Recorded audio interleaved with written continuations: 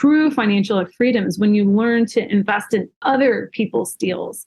And that is passive investing. I will say that that has provided the most stability to our portfolio. It's allowed us the most return on our time as we've continued to grow. Now, we still have other active investments, to continue to build our capital position so we can continue to invest. But what's going to get us to cross the line faster is going to be that passive investing. Welcome to the Rental Property Owner and Real Estate Investor Podcast, brought to you by the Rental Property Owner Association, providing benefits and services to real estate investors and rental property owners for over 48 years. With your host, Brian Hamrick from Hamrick Investment Group. This episode is sponsored by Green Property Management, managing everything from single-family homes to apartment complexes in the West Michigan area. Find out more at greenpropertymgt.com. And RCB Associates, helping real estate investors and small business owners navigate the complex world of health insurance and Medicare benefits at rcbassociatesllc.com. Hello and welcome to episode 375. Are car washes a great investment for cash flow and appreciation? My guest today would say yes. Whitney Elkins-Hutten is the Director of Investor Education at PassiveInvesting.com and a partner in $800 million plus in real estate. This includes over 6,500 residential units, 7 express car washes, and more than 2,200 self-storage units across 11 states. She also has experience flipping over $5 million in residential real estate. And today we're also going to discuss with Whitney the 5 freedoms in life and how billionaires and the 1% invest in real estate. Whitney, welcome to the show. Thank you so much for having me on. Tell us a little bit about yourself, how you got started investing in real estate. I'll start where I'm currently at. I'm the Director of Investor Education here at PassiveInvesting.com. And those stats you read are actually my personal stats. For us here at PassiveInvesting.com, we actually have 1.3 billion assets under management, 6,600 multifamily units, over 3,300 self-storage units and counting, as well as over 18 car washes, express car washes and counting, which is what we're going to dive in today. Anyways, I did not go to school for real estate. This is not what I thought I was, born to do. When I was a little kid, I thought I was going to be a medical doctor. And, fast forward several years after, getting a few degrees under my belt, I ended up in the public health field, traveling 80 hours a week, working on smallpox and anthrax outbreaks post 9/11. And I decided to buy a house with a significant other. And that relationship fell apart just a few weeks after closing on the property. And here I had a house that needed a complete gut rehab. And I was traveling 80 hours a week. And this is right before the financial crisis. And so YouTube didn't exist. So I had no idea how I was going to get all this work done and get out from underneath this house, and stuffed it full of roommates, completed the rehab, largely by myself and bribing my friends with sushi, beer, and pizza. And then I sold the property. And then once I sold that property, I was like, I made more in that one transaction. And it eliminated my housing expense fully than I did in my day job, traveling 80 hours a week. So I was like, how many more of these things can I do? How many more deals like this can I do? And we did pretty well. Not all of those deals, didn't exactly go according to plan. Took my lumps here and there. And then eventually my husband now joined me in my antics, and we continued to flip several properties together. What we realized, we were really good at building up equity, but we didn't have cash flow. And so a friend of ours, a mutual friend of ours, was like, hey, why don't you hold on to the properties and create cash flow and just put a renter in it? And we're like, oh, that's ingenious, right? It was like the slap in the forehead. And so we did that. We acquired a portfolio of over 30 single family properties, still doing about 10 flips a year on the side to keep our equity accounts, our capital accounts fully funded. But we realized that we didn't have stabilized cash flow. And that was kind of the next ceiling of achievement for ourselves. And then I was like, okay, well, we need to get into bigger transactions and stop doing all of these like small transactions. So I transitioned into multifamily real estate, but I decided I didn't know whether to go active or passive. You made that transition from fix and flipping to generate cash to actually fixing them up, buy and hold type strategy. That mindset shift that you had, how did that affect your bottom line? Like, did you notice a big difference as soon as you started doing that? It's interesting that you say bottom line, because it was really we weren't aligned with what our goals were, right? Our goals were to uncuff those golden handcuffs and create financial freedom for ourselves, which meant cash flow. But when you're fix and flipping, you're not creating cash flow, you're creating equity growth, which if you can do enough flips a year and live off of it, fantastic. But you're leaving out some of the wealth building pillars, which is, holding on for capital preservation, holding on for long-term equity growth. You've removed tax benefits from the equation as well. And oh, by the way, you're probably using the highest rates in lending. So it's not exactly the greatest lending terms to build your wealth. When you're flipping, you don't have the tax benefits and you're paying the higher rates. So I had to reorient, my entire, first of all, I had to get really good at financially modeling, right? Like to underwrite a flip is very different to underwrite a buy and hold real estate. Once I did that, that's where it was less glorious. The paychecks weren't as big, but incrementally, each one I added to my portfolio, I'm like, I could see I was getting closer and closer to having that paycheck dependence broken for myself, which is what we were after. That was our goal.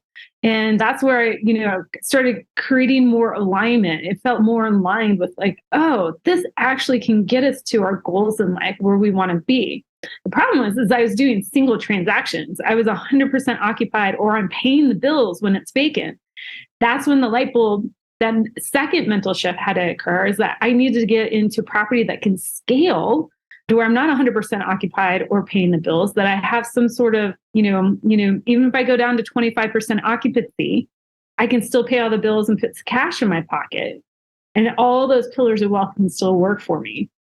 And so that's when we started transitioning, into multifamily real estate even. When you decided, hey, let's start buying multifamily, what was your thinking? Was it, let's buy a duplex, a 3-unit, or did you say, no, let's go 20 or more units? We initially started off with the duplex, and then I jumped to a 52-unit building in partnership. And I'm like, well, hey, if you can do that, we can go bigger. But that's when I quickly realized, my husband and I in our day jobs, we weren't bringing in even 6 figures each. We were really good savers and really good networkers. And so we realized we had to achieve these things in partnership. So we quickly realized if we were going to continue to pick up multifamily buildings on our own, we were going to run out of capital pretty quickly. So we needed to figure out how to do this in partnership with partners. But was it going to be active or passive? That was kind of like the head scratch there, because everything before then, even though it's considered passive by the IRS, passive income, it was very active with our time, right? And so, of course, I dived down both rabbit holes head first. And I'm like, I'm going to figure out both how to invest in large multifamily deals from an active perspective, be the general partnership, learn how to raise other people's capital. And I'm going to figure out how to be a really great limited partner investor and invest in other people's deals and see which one gets me closer to the finish line. And, that finish line always moves. So you're never, ever quite across it. But it was really interesting experiment there for several years. What did you decide? I mean, obviously you're teaching at passiveinvesting.com. So passive investing is a large part of your portfolio, I'd imagine. Yeah, definitely. Well, so, it's kind of like it's scalability, right? I quickly realized that I had several skills of my own, and I really liked being on the active side of real estate. But if I wanted true financial freedom, time freedom, choice freedom, and, those freedoms, location independence freedom, either I had to scale incredibly large in my own syndication business, or I needed to learn how to invest in others. So if anybody here has read Robert Kiyosaki's Cash Flow Quadrant, which is the follow-up book to Rich Dad, Poor Dad, he even touches on that in the first book. The true time, investor, true financial freedoms when you learn to invest in other people's deals.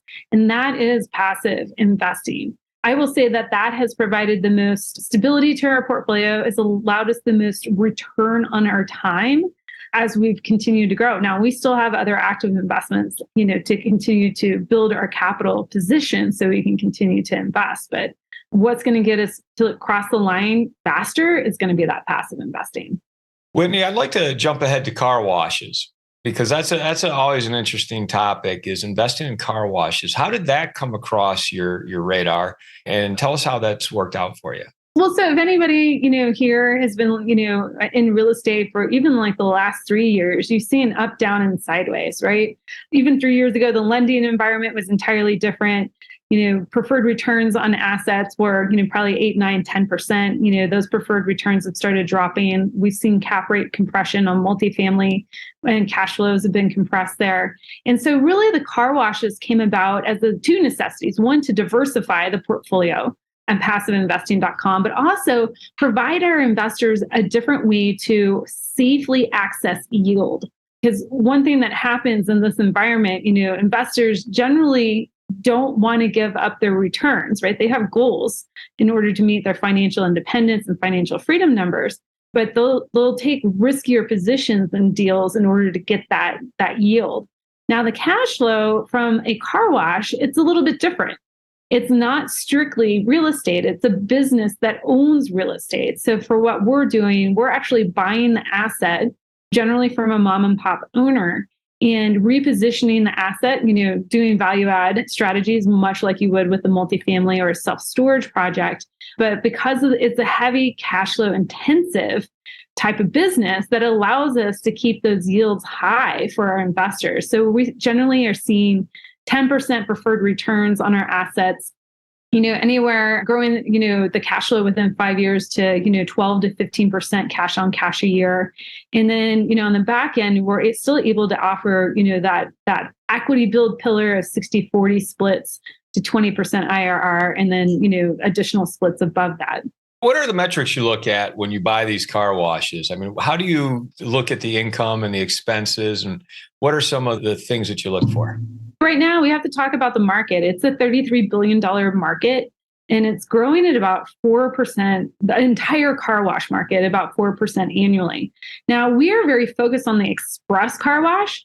And, it's not the type of car wash where you pull in and you drop coins and you get the brush out and wash your own car. Not even the one that you drive in at a self-service gas station. And it's not a tunnel where you have people vacuuming your car for you and drying your car. Those are very labor intensive. We're talking about the express car wash space where, very long tunnel, end to end, it's washing your car, pre-rinsing, washing, shines, tire shines, drying, the whole 9 yards, all in this one long 60 to 100 foot long tunnel.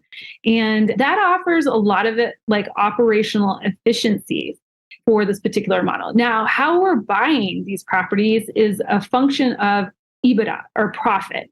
And right now, these businesses trade about 12.5 to 15x on EBITDA. Now, we are able to purchase these properties, because of our buying power and also negotiation power. We're able to purchase these properties somewhere between 7 to 10x EBITDA. So that is really helping us, you make money on the buy, right? But we're also looking for opportunities from mom and pop owners that have maybe 1 to 5 locations, and to pick up their entire portfolio and help them, get a really solid exit on their deal. But it allows us to move their customers from single pay transaction to moving that income to a monthly recurring revenue model through subscription agreements. You brought up EBITDA, which is a term we don't hear often on this show. Now, let me put it in context, because in real estate, commercial real estate, we look at net operating income and divide it by cap rate. And that gives us a value, what the value is of the property. EBITDA works in a similar way, but can you kind of explain the difference? The analogous term in business for net operating income would be expected gross income. Now, that doesn't take into account everything, that goes into valuing a business. So, when you're buying a business, you're generally buying it on a multiple of the actual profit. So the earnings before depreciation, interest, taxes, and amortization. So that's where you get that EBITDA, term from. And so that takes NOI, strips it down even more, and you're buying on a multiple of that. So I said the businesses, these car wash businesses, express tunnel car wash businesses, are trading at 12.5 to 15x their EBITDA. So it's another way of saying they're a true profit. Now, we're actually, so therefore, most people are thinking like, oh, if the cap rate drops, that's better. Well, in this case, if the multiple drops, that's actually better for the buyer, but worse for the seller. So we're able to, negotiate that down from 12.5 to 15x to 7 to 10x EBITDA. And you were talking about some of the systems you put in place to increase revenue from these mom and pop operations that you're buying.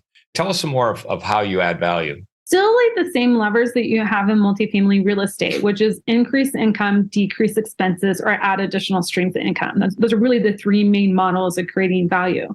And so how we do that here is we increase income. So instead of having people pay per transaction, we actually move them to a subscription model. So that one that stabilizes the income throughout the year. And quite honestly, we probably make more money throughout the year. Now, conversely, I know investors say, well, what happens if somebody comes in and washes their car every single day? Doesn't that decrease profit?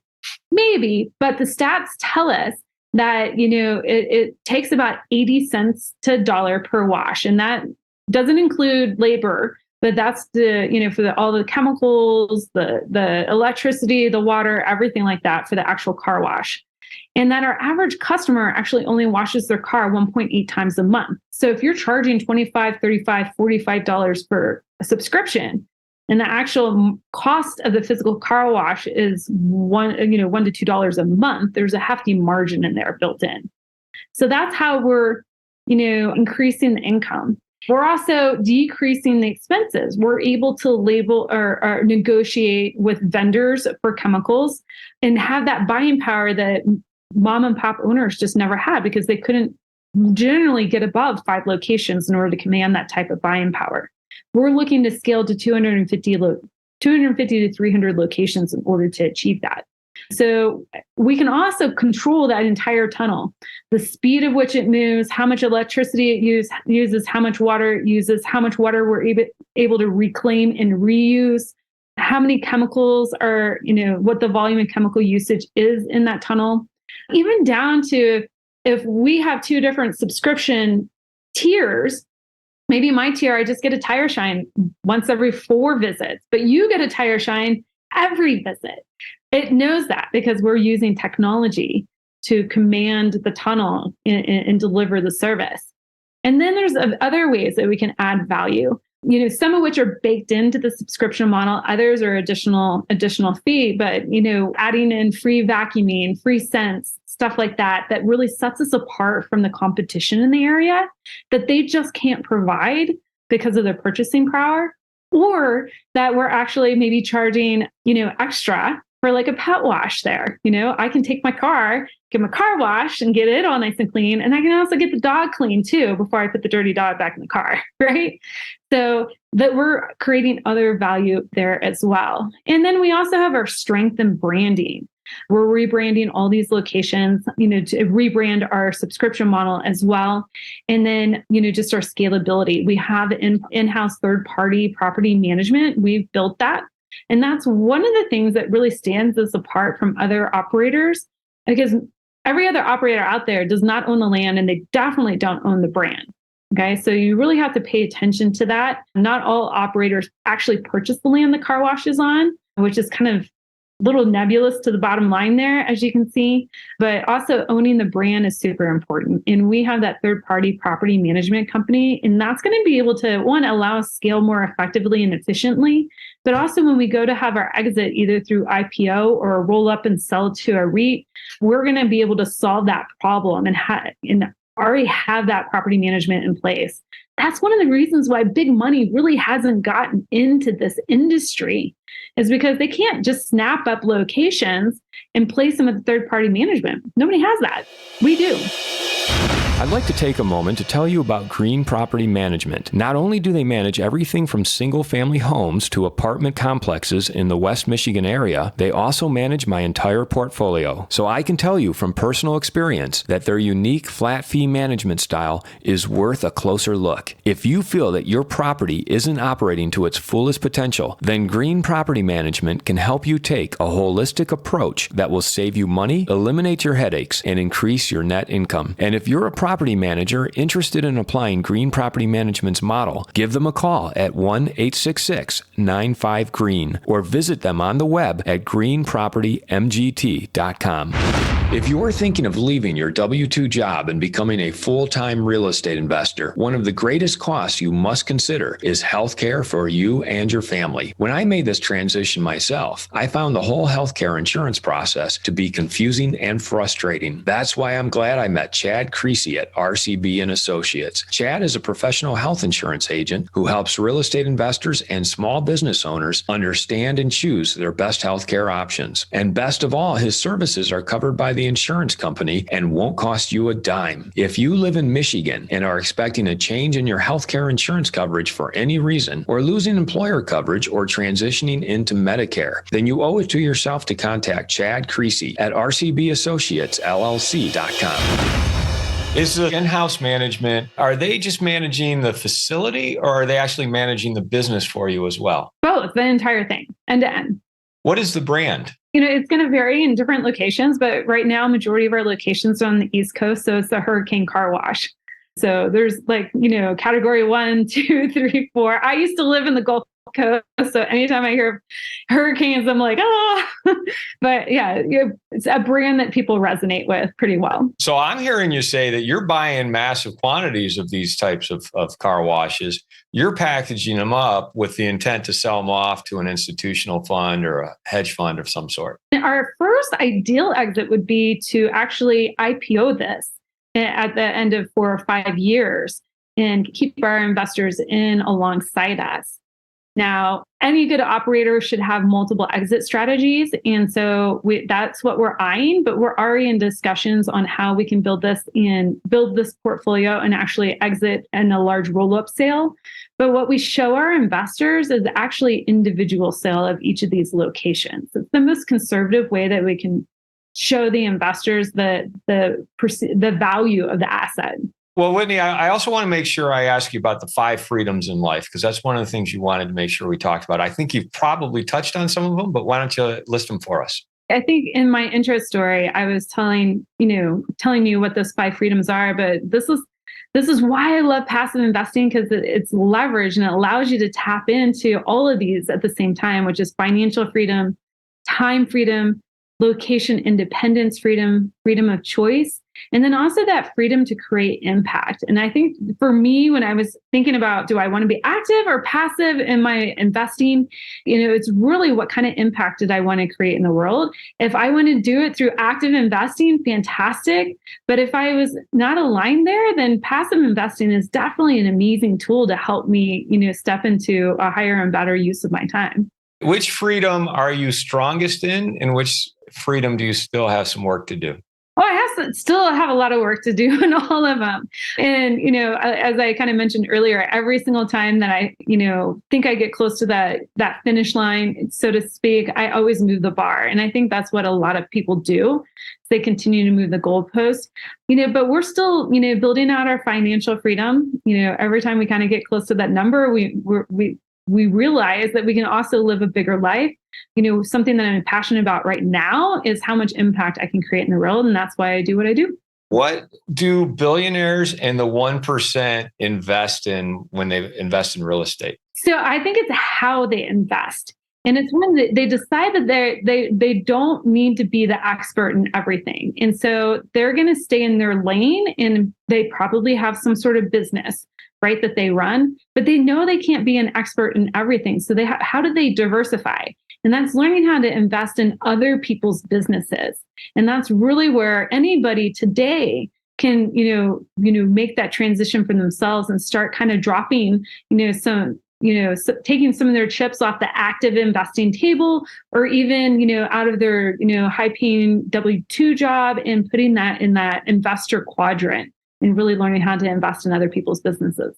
Whitney, what is your favorite hack or app? I have to laugh at this because we have a puppy and she's 12 months old. I have stumbled across this app called Pupper, which is for anybody who has a dog and needs to train them, is amazing. Something that's probably more practical for everybody, listening is Asana. That's one of my favorite go-to apps. There's so many different ways you can use that. And, we use it for our family, we use it for our businesses, and we use it, in our work. Tell our listeners how they can find out more about you or get a hold of you. You can find me at passiveinvestingwithwhitney.com. And there I've got some free goodies for everybody, an ebook that walks you through end to end on how to get started in your first or next passive investment. I know there's a lot of fear out there in the world right now, and I'm really hoping that I can help assuage some of that fear and give people investing principles to invest by. Additionally, you can also find my calendar there. So if you want to hop online and snag a spot, we can talk all things real estate. Whitney, thanks so much for coming on the show. I really appreciate you sharing your insight into car washes. I love what you're doing. I think if you're going to do something like that, do it at scale so that you increase your options when it comes to exit time.